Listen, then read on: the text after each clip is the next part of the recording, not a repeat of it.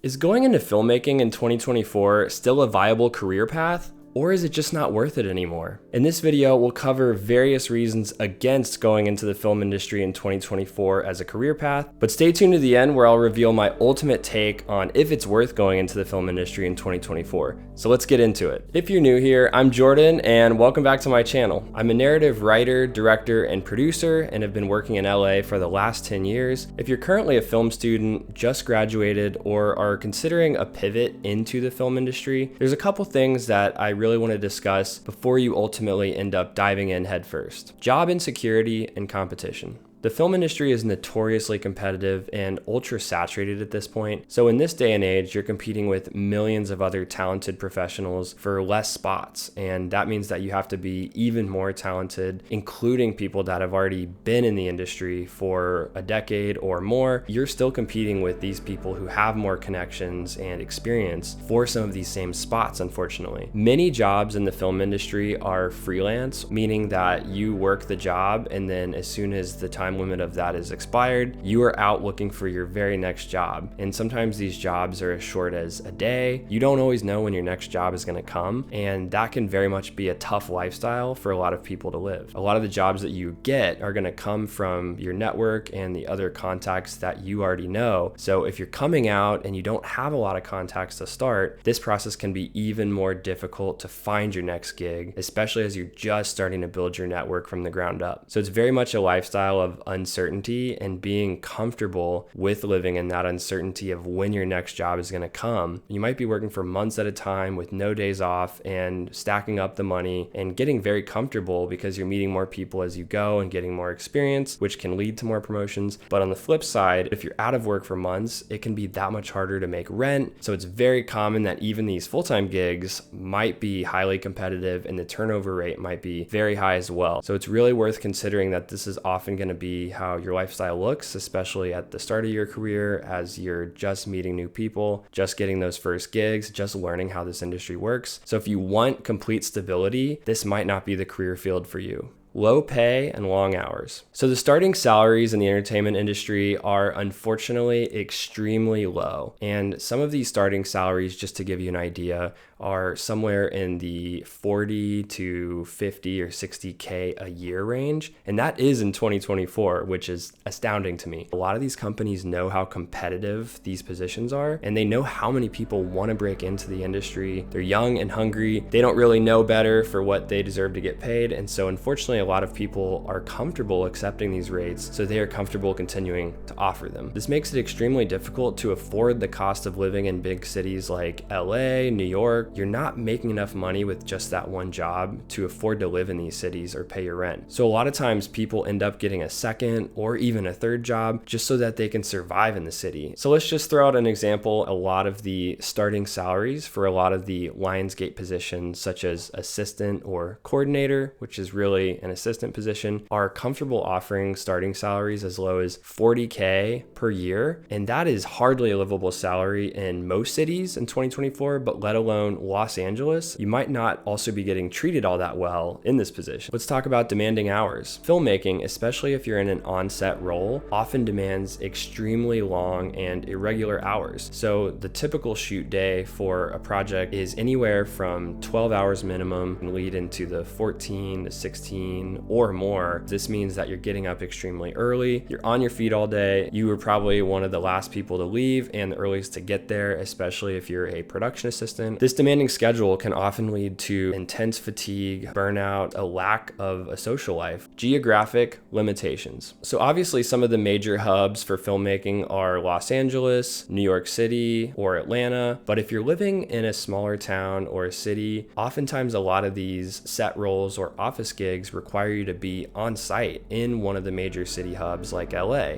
So if you're not able to actually be boots on the ground in the city, a lot of times they're going to hire someone else who can or is already here and has already made that move. So sometimes this can be a limiting factor if you don't have the expenses to make that move or relocate to another city. And unfortunately, what's hard is sometimes these jobs are such tight turnaround hire times that you might get reached out to a day before or even that day to come and jump onto that set last minute admit I've had a lot of those happen to me my first couple years in LA. Because I was here, I was able to take those jobs and just jump onto them. But if you're not already here, you might get disqualified for that job. The other major barrier is the high cost of living in some of these cities like LA or New York City. And then you move to a major city like LA, and all of a sudden you now need to work 2 times as much, make twice as much money just to live at the same standard, but in a bigger city. Industry volatility. So the film industry is especially susceptible to economic downturns, catastrophic events such as COVID or the double strikes that happened last year. These economic downturns can lead to reduced budgets, less projects getting made, a lot of productions getting halted or canceled altogether, financing falling through, and just less companies hiring. It does affect everyone across the board when these downturns do happen. And then last year, when we had the double strike for SAG and the WGA, that also crippled the industry for nearly 6 months. A lot of people were completely out of work and not getting any opportunities to make money or get on set. So one of the most unfortunate things is if you just moved out, let's say last year, and you have everything ready to go, and then all of a sudden the industry is shut down, you have no opportunities to start by no faults of your own. And unfortunately, that's how fickle this industry can be. You can be one of the best people coming out of your film school and then enter the industry, and there's a strike, and all of a sudden now you have no opportunities and there's nothing you can do about it. A lot of the short form social media platforms like Instagram, TikTok, or even YouTube are a big competitor to big movies or movie theaters, and the way that people consume content has drastically changed. And I think a lot more people are comfortable sitting at home, not paying anything to watch a lot of these shorter form videos. Allocating that much time in your schedule in such a busy culture in today's world is becoming increasingly harder, and I think we're seeing less and less people going to the theater. This also leads to less projects getting funded, less movies getting made, especially theatrical releases, and ultimately this is going to hurt the future generation of filmmakers like yourself. Let's also talk about changing technology. Rapid changes in technology can also be incredibly difficult to keep up with and is constantly changing, and you always have to put a ton of effort into staying current on. If you don't constantly want to keep training up on all the technology, this is something that is going to leave you behind. Another extremely relevant example is the rapid advancement of artificial intelligence, especially within the last year. A lot of people are understandably nervous that this could compromise or even outright replace a lot of the jobs that are in the entertainment industry. Unfortunately, that's how a lot of these different studios and entities think, is just purely like corporations for profit. This is something that could potentially have an impact on the future jobs to come.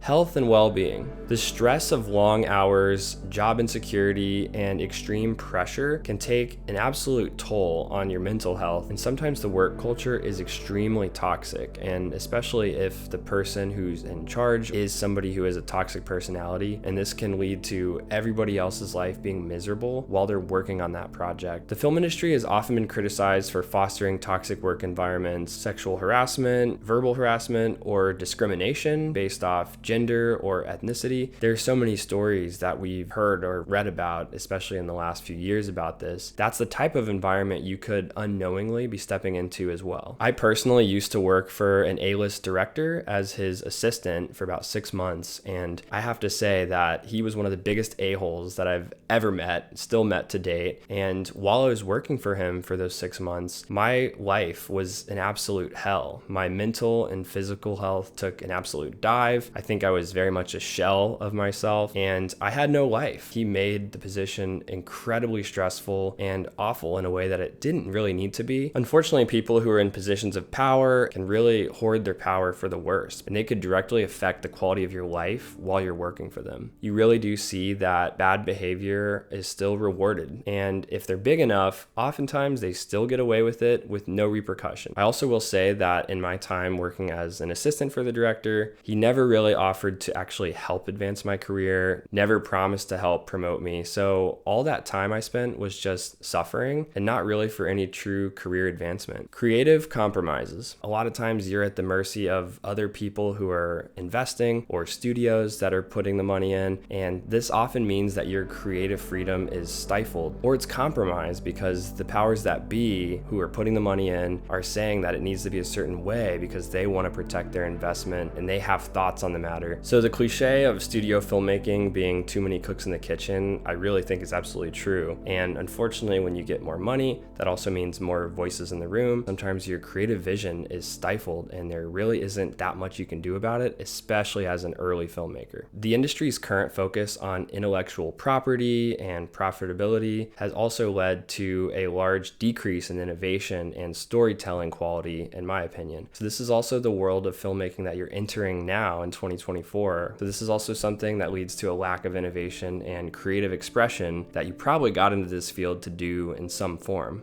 Financial investment. Breaking into this industry often requires significant financial investment, whether it be paying for an educational degree or housing or gear costs. It sometimes takes a lot of money to front your start in this industry, especially if you don't have a lot to begin with. If you're not getting paid a lot at the start and you're floating certain costs, you really could put yourself in a bad financial situation. Most of the entry-level professionals that I currently know or talk to have told me that they're working a second or a third job in addition to their full-time job in the industry, just so that they can supplement enough income to live in a city like LA in 2024. I also think a lot less financing is happening for indie projects, especially from up-and-coming filmmakers or first-time directors. So you might spend more time making less money, struggling longer than in years past to try to even launch yourself into the stratosphere with that first project. Alternative career paths. Other industries such as tech, video games, digital media, or short form content is offering a lot higher starting salaries from the get-go for these other industries. So it's harder for an entry-level professional starting in the film industry to make even a fraction of what some of these other industries would probably pay you as an entry-level professional, such as in the tech sector. So this can also be discouraging when you're looking at your peers who are the same age in other industries making a lot more money than you would at the same level in your career. Industry disruptions. COVID, the strikes, cinema closures,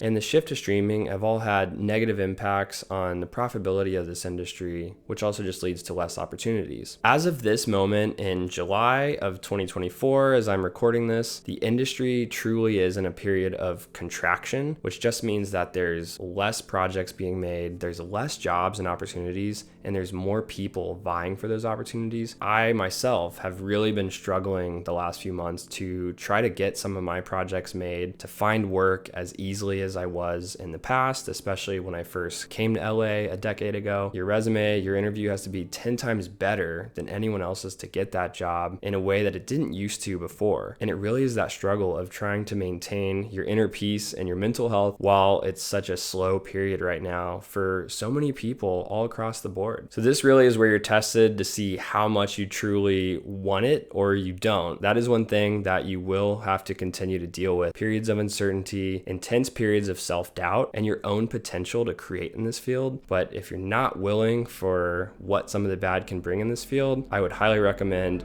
don't go into this industry. It's so difficult to be able to get people to take chances on you. Months and months go by without any movement. You really do start to question a lot of things, and you just have to have that resilience. And if you don't, this is not the career field for you. That's why I also highly recommend having a side hustle that's not tied to the film industry, since some of the people who get weeded out simply get out because they can't afford it. That concludes why filmmaking is not a viable career path in 2024. I know this video might come off as discouraging or trying to convince you not to go into it, but my intention is just to try to keep it real and be as honest as possible about a lot of the potential hardships you might face in the future if you go into this line of work. So what is my ultimate take on pursuing film as a career path in 2024? I do think it is still a viable career path to pursue in 2024, but you'll have to stick around for next week, since next week I will cover all of the reasons why filmmaking is still a viable career path in 2024. And after watching both videos, I truly want to empower you to decide for yourself if it's worth going into film or not. So I'll let you make the decision. I want to hear from you. Do you agree or disagree with any or all of the reasons listed in this video? Comment below how your current experience in the industry has been going. Thank you so much for tuning in, and I will definitely catch you next week, where we continue to cover topics that can take your narrative film career to the next level. So I will definitely see you then.